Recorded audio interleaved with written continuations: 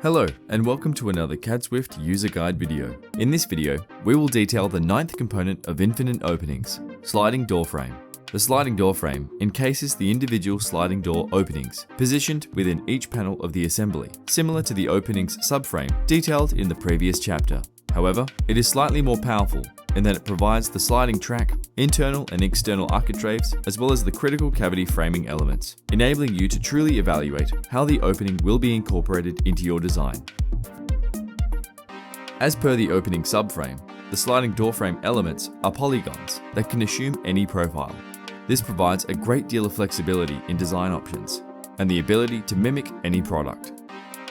With this element, you can define precise configurations of standard sliding doors, cavity sliding doors, and face sliding doors.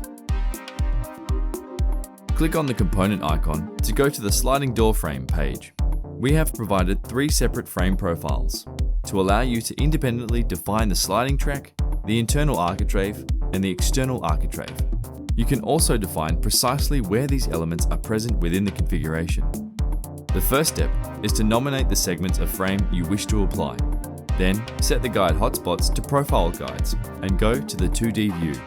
Now, use the dynamic hotspots to define the shape, size, and position of the sliding door frame elements. Once you have done this, return to the component page to set the recess value. This value determines the position and size of the panels within the sliding door frame. For the cavity sliding door, you can also customize the size of the cavity. This completes the definition of your sliding door frame. Now, simply save your configuration to the catalog so that it is available to apply to elements throughout your project. Thank you for watching.